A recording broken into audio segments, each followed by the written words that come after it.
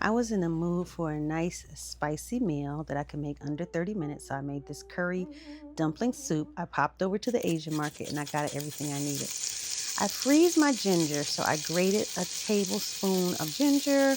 I use about 2 or 3 cloves of garlic, and I fry that in about 1 tablespoon of grapeseed oil. So one thing I like to do, I keep my ginger in the freezer all the time so it grates out nice like this.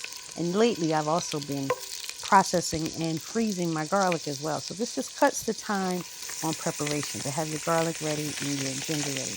Then I use about 1/4 of a cup of curry paste. And this is Thai massaman curry, which is kind of mild. But they have yellow, green, red. It depends on how hot you want it. But this one was kind of mild, which was really good. It had just enough spice, but not crazy, blow your mind kind of spice.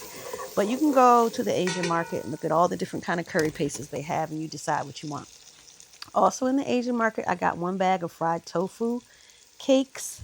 So they're already fried up, and they're like little pillows that absorb flavor very well. So I tossed them in my ginger, garlic, and curry paste mixture until I felt like they were coated very well and, were getting the flavor.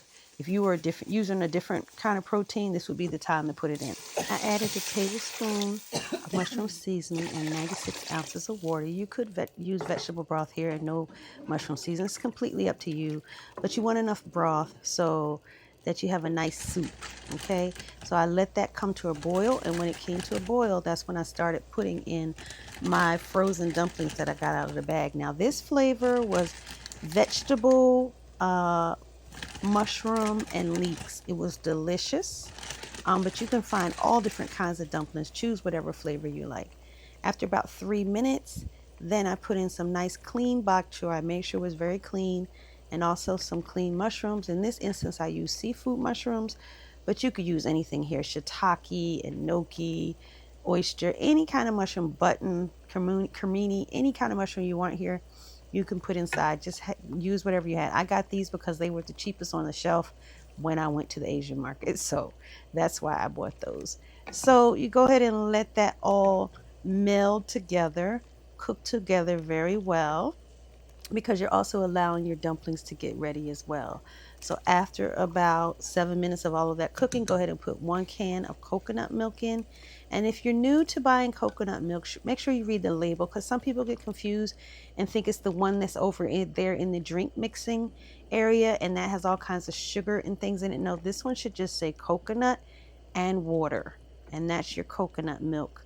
Or it should say 100% coconut milk. So nothing inside of there. Don't get confused about what coconut milk you're buying. It's not the one for coquito.